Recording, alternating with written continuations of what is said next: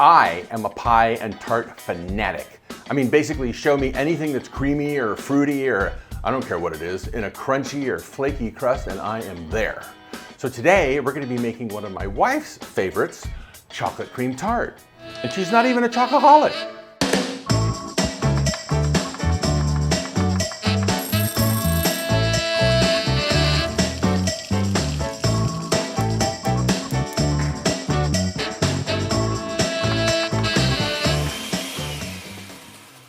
So any search on the internet is going to show millions of different kinds of chocolate tarts, chocolate pies, and what have you. There's so many different styles of tarts. They basically run the gamut from elegant and dainty and light to thick and dense and rich. And then there's the ones that are somewhere in between, like what we're going to be doing today. What we're going to be doing today is a chocolate cream tart. What makes that different? It's in a tart shell.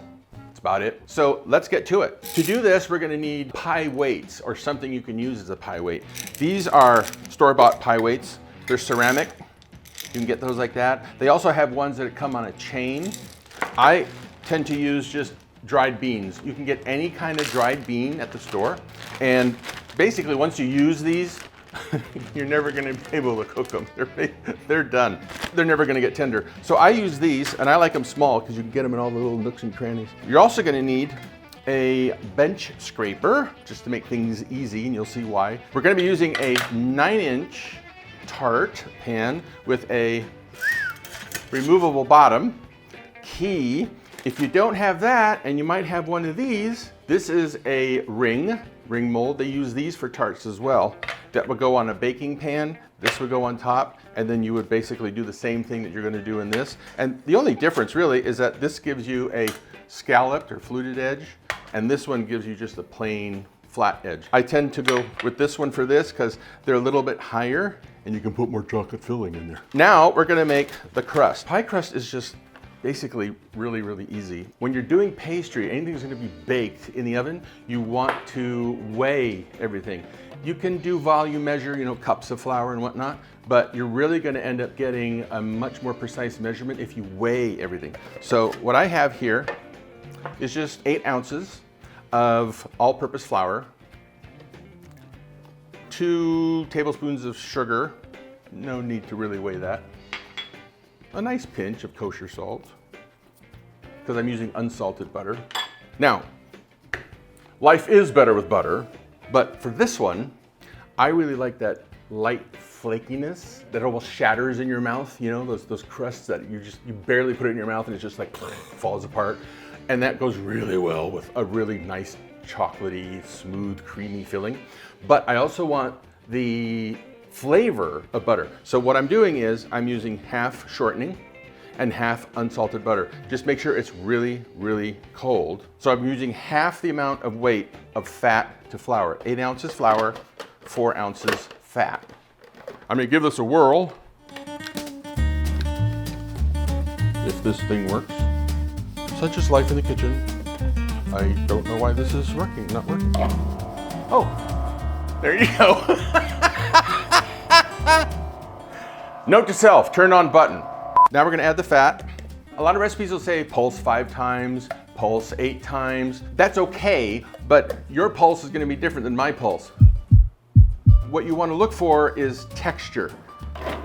2, 3, 4, 5, 6, 7, 8, 9, 10. Now if you see in here, you see little bits of butter, right? And little bit of the shortening in there. That's what you're looking for. You don't want to cream this together. Then I have here 1 extra large egg and enough water to equal 3 ounces of liquid, total liquid. An egg is of course a liquid. So we're gonna put that in there. A lot of people are terrified of making pie dough, and it's one of the simplest things you can do. We're gonna pulse again. 1, 2, 3, 4, 5, 6, 7, 8, 9, 10, 11, 12. Might be 11 or 13, who cares? But what you're looking for is that. First of all, you'll hear a lot of times, combine until it looks like wet sand. Well, at this point, what we're only looking for is the wet sand, if you will, clumping together, starting to clump together like that. Dump it out onto a nice flat work surface. This counter is fantastic because it's marble, it can be granite, any kind of stone like that is going to be fantastic for pastry because it stays cold, and you want it to stay cold because of the fat. If the fat starts to warm up, it's going to start melting, and then what's going to happen, it's going to start kind of like oozing all over the place, and then when you go ahead and bake it, it's going to be very greasy. So I'm using my bench scraper now to bring everything together, and I can feel this, it's nice and cold, it's still nice and cold. And you want to use the tips of your fingers and this part of your hand. Don't use so much your palm, because if you feel your hand, that's where you're the warmest. It's fascinating. You go here, it's like, it's cool. You over here, it's cool. You do this, it's warm. So be sure you use these parts of your hand when you're bringing it together. And then just knead it a bit. To make dough, you knead the dough. Get it? You don't want to knead it like a bread dough. You just want it to come together. Just come together. You can still see bits of butter in there. And that's what you're looking for, okay? So it's slightly tacky, which is perfect. That's what you want. And now at this point, we're gonna wrap it in plastic and put it in the refrigerator. Has to rest for at least a half an hour. An hour would be perfect. So I just spent the last hour, I don't know, hour and a half playing with Jack, our dog, who you'll end up seeing at some point. He really runs things around here. That gave enough time for the dough to chill and firm up in the fridge. So let's take a look. As you can see, it pretty much looks the same way as it did when we put it in. The only difference is that it's firmer and colder. This is a 9-inch tart shell. Now when you're rolling out something like for this, remember it's 9 inches across, but you need enough dough to go up the sides and over. So that's about 1 inch and 1 inch. So you just simple math, 9, 10, 11. So you need a minimum of 11 inches. 12 and more would be better.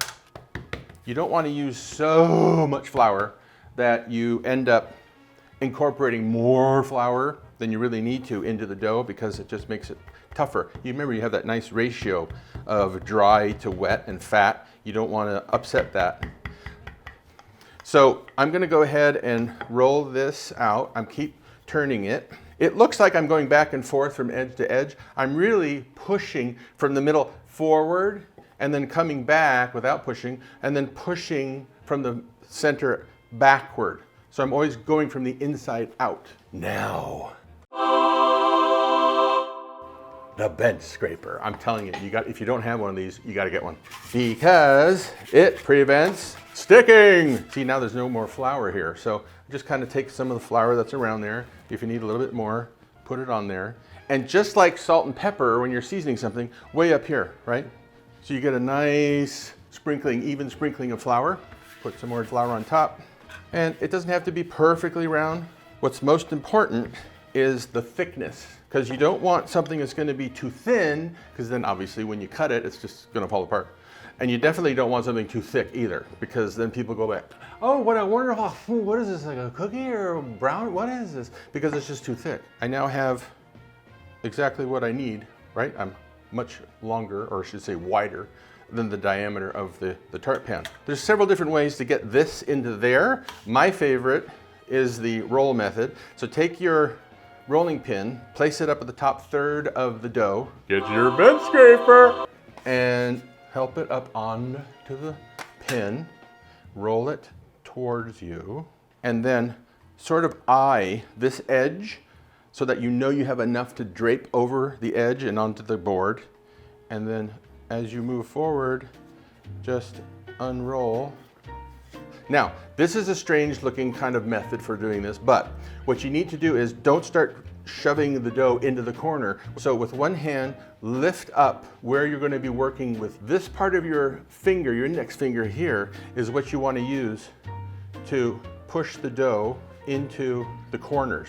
And that allows you to get the dough right down into that corner of the pan without tearing it. Now that we have basically a rough lined pan, a lot of times what you'll see is people will take a rolling pin and they'll just on the top, which you can do, and that basically ends up cutting all the excess off, and the dough comes right up to the edge. Here's a little trick. 9 times out of 10, that crust, even though you're gonna put weights on it, is gonna start to shrink and go. So what happens is, you had a rim of your tart shell like this, and then when you take it out, your dough is down here. And you're like, I got all that filling, what am I gonna do with all that filling? Well, you basically just eat it. But I'm gonna show you how to get around that. I have everything hanging, all the dough hanging over the edges, right? Take that tool again, I'm telling you. And just kind of cut just below the edge of the tart. You can use a knife, I just use this. So I'm still leaving overhang. I'm basically trimming off excess overhang, but I want overhang. At this point, your thumbs and your index fingers just push, now, again, the inside up against the edge of the tart while you're pushing the overlay against the exterior of the tart. And what happens is, you in essence are creating an anchor all the way around the tart. Now, when you put the weights on there and you put it in the oven, the weights are gonna prevent the bottom from puffing up. And by doing this, this will firm up and get crunchy. And when you take it out of the oven, you end up trimming this off and you have an absolutely perfect tart shell, nice and flat around the edges, and you haven't lost any of the height. I got a piece of parchment, workhorse of the kitchen. This is what I do, usually comes in a rectangle. I'll go ahead and I'll fold it like that. This is the mark I'm looking for right here. Open it, and I basically use that mark to make a big square. Crunch it all up. Like, I didn't like that draft of that essay anyway. Put that into your shell. The reason why I crunched it all up is that it's easier to work with. See? Now you can fit it into all the different corners. Take the bean of the day, pack it in there, and now that is ready for baking.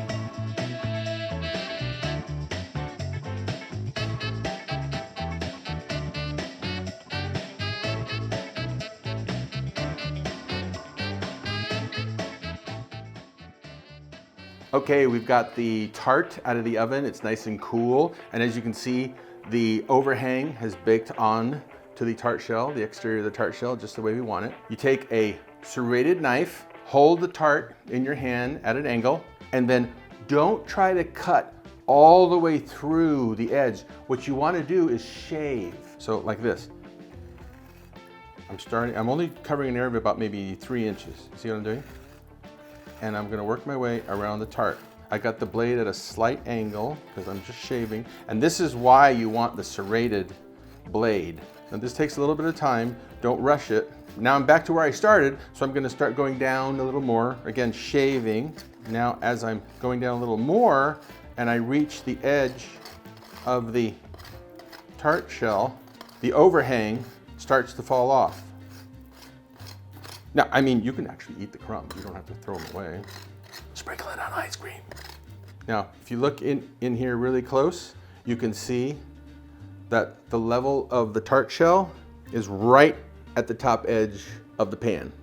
The tart shell is ready to go. I have some ice cream topping for later. And now, what it's all about, the chocolate cream filling. So for this particular recipe, we're gonna start with some egg yolks.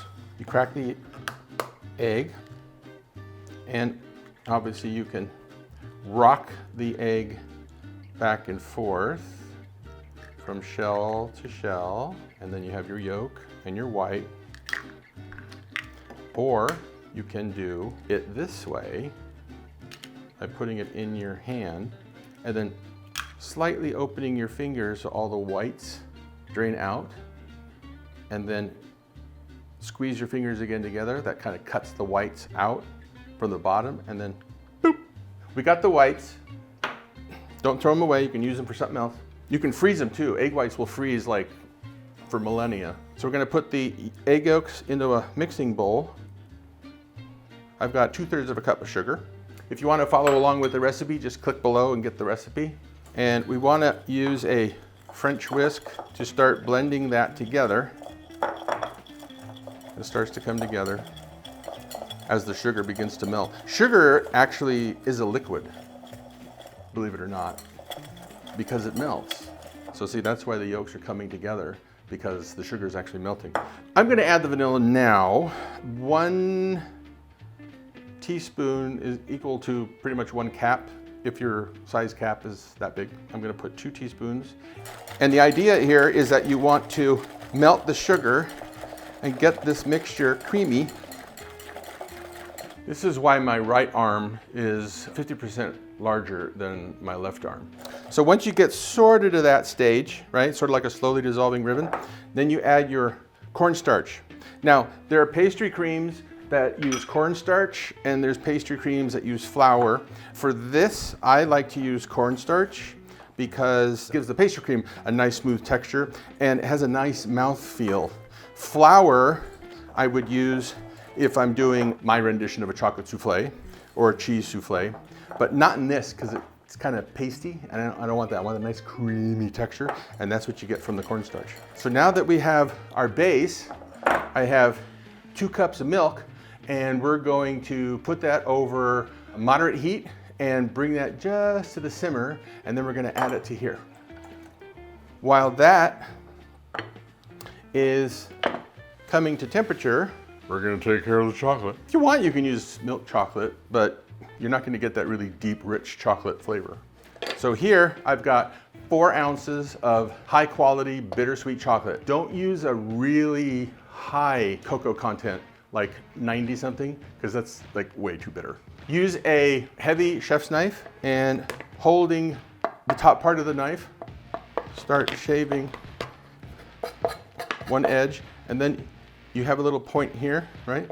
You start here, and just keep rotating it. I've made this tart, I don't know how many times, and it's always a big hit. Even with people like my wifey, who is not a huge chocolate person. I remember the first time she tried this, she put the first forkful in her mouth and she went, oh, that could be dangerous. So our chocolate is ready to go. I'm gonna check on the milk and see if we finish up the filling. We have just scalded the milk. The milk was acting badly, so we had to show it who was boss. Actually, we just scalded the milk. You've probably heard that term before. It's basically bringing the milk almost to the simmer. Take the chocolate, put it into the milk.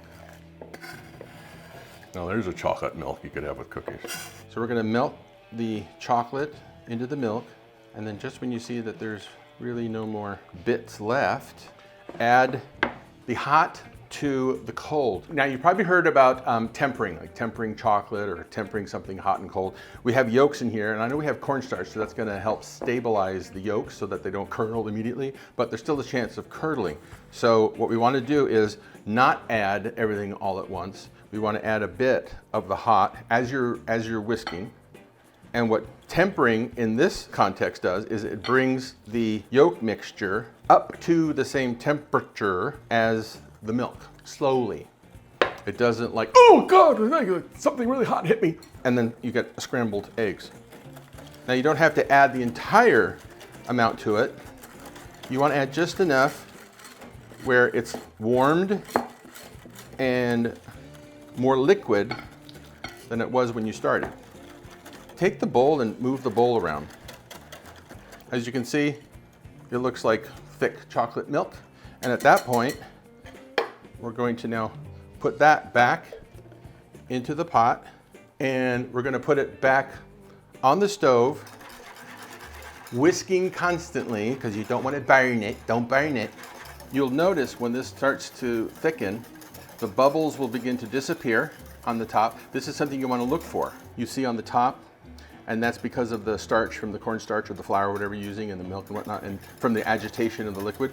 Now, the bubbles are disappearing, and you see how it's becoming thicker. One thing that's really important is make sure you get the corners of the pot. I learned this from Jacques Pepin. You take the whisk in your hand like that, and you move it around the edges, the bottom edges of the pot. Boom, there it is. There's the part that looks like lava, just like boom, boom, boom, boom, boom. Once it reaches that, you don't have to cook it anymore, it's done. We've got our tart shell ready to go, and we got our really nice, thick, rich chocolate pudding. And just pour it dead center. Don't worry about spreading it out yet. And you fill this while the filling is hot right off the stove. It doesn't do anything to the tart shell. I'm gonna bounce the spatula on the surface. So I'm not spreading, I'm bouncing. And the bouncing pushes everything outward because water seeks its own level, and it's liquid, even though it's viscous. At this point, très important, don't forget this, le plastique. You need to put plastic right on the top and push it down. As that cools, the surface is going to cool faster than underneath, right? And what's gonna happen is it'll form a skin. It'll get kind of rubbery. Now, at this point, we're gonna put it in the refrigerator, and it has to, I know, you gotta wait again, for 2 hours until it's cool or cold and set, and then we can finish it. And what goes good with chocolate? What were you thinking? Whipped cream. So I've got a chilled bowl and 1 cup of heavy cream. Look at that. Oh my God. Looks like paint. That's awesome. If your cream isn't really thick, you might want to question it. So what we're basically going to be doing is a Chantilly cream. Fancy term for whipped cream made with sugar and vanilla. So what I like to do, here we go again. I know a lot of people are going, what? But I guarantee, just try it. Trust me. I'm just using plain old granulated sugar. Not doing super fine, not doing powdered sugar. I'll tell you why in a minute. So I got some granulated sugar here, and I put it in, this is the key, at the beginning. And it's really to taste. Even in the recipe, it just says to taste. Basically, you want to make it a little bit sweeter than the filling. You want balance is what I'm trying to say. I'm gonna put a little bit of vanilla, and always use pure vanilla extract. Don't use imitation, because it tastes like imitation, and you really don't want to know how they make it. If you really want to know how they make it, go ahead and Google it, and I guarantee you won't be using it anymore. I have a bulb whisk here, which is those big gnarly looking ones, and just going to stir everything together. And I'm doing it by hand. If you want to use a mixer, you can use a mixer, you can use a hand mixer, you can use a stationary mixer, but there's really not that much cream, so I'm going to just do it by hand. So because the bowl is nice and cold, and the cream is nice and cold, you can see it's starting to thicken already. And what you're basically doing is you're incorporating air into this. Now, just like egg whites, with cream you've got soft peaks and stiff peaks. And for this one, you want stiff peaks. This would be soft peaks. See, when I pick some out of the bowl, see there's a peak. When I do this, it falls over on itself. That's soft peaks. So what we want is cream that once you lift it up from the bowl, the peak stands straight up. So here we go. Straight up.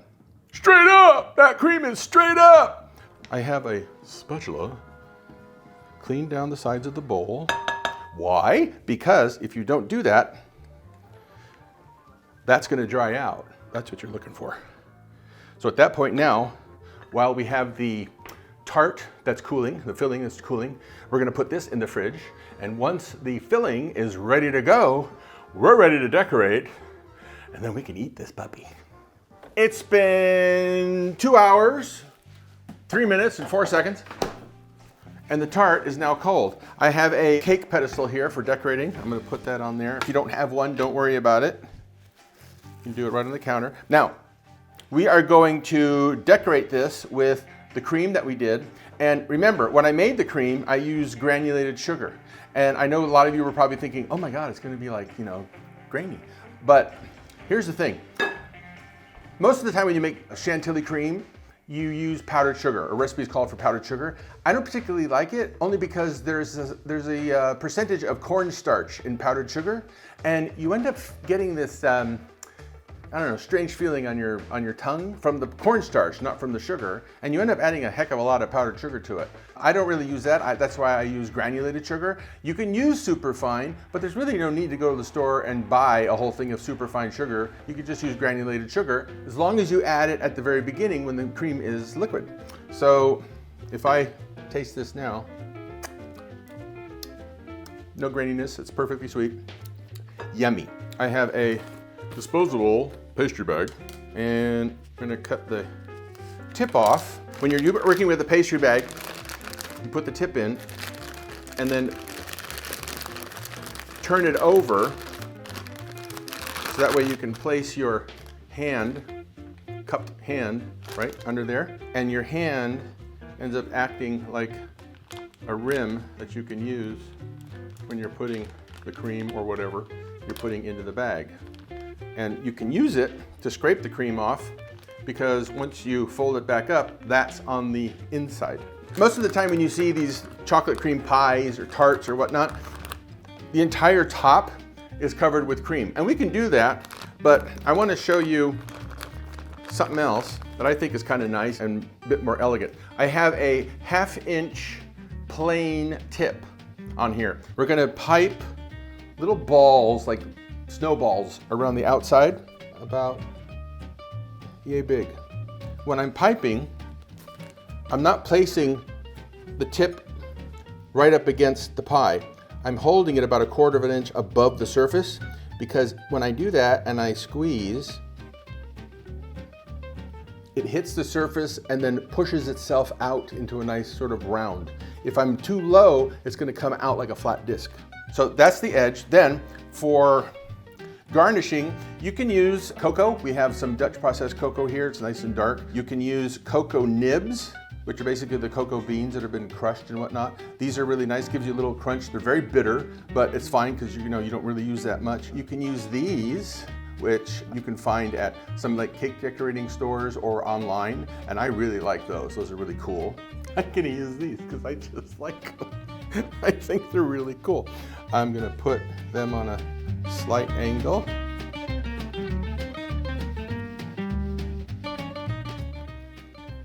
Once the tart is decorated, at this point now you can put it back in the fridge and you can keep it for later in the day or even the next day. If you're going to keep it longer than that, with leftovers, if there's any leftovers, then just very lightly just drape some plastic on there. Don't pull it tight, just however it falls on there. Just do that because you want to protect it from the cold air. That is a chocolate cream tart. So now I'm going to show you. We used the removable bottom tart shell or tart pan, and this is why. I'm going to take my hand, I'm holding the edges, as you see. I'm going to move them towards the middle so that I'm holding the base, and then the rim just falls away. See how easy that is? I'm borrowing my daughter's cake pedestal. She loves this thing. But don't tell her I'm using it because she's very particular about this. Take an offset spatula or even a large knife, tuck it in between the base. Be very gentle. Make sure you're going all the way in level, and then you're just loosening it from the bottom. Bring it down, and now I'm gonna move it off onto the cake pedestal with the spatula. And there you have it. We have chocolate cream tart. Okay, this is the best part. Not that I get excited about desserts, but I get excited about desserts. When you're slicing something that you spent so much time on and done so much detail on, you want to make sure that your slices are nice and clean. So point of the blade meets the center of the tart. Straight down. When I was in catering, they used to say, always wipe the knife. So I'm just gonna eye this, okay? Like 2 snowballs per slice, say. Oh man. Look at that. Look at that. Look at that. See, like, oh, just there's satisfaction in your fork. You feel your fork go right through that creamy filling, just a little bit of resistance, hits the crust, and then just that little, when it breaks through the crust, and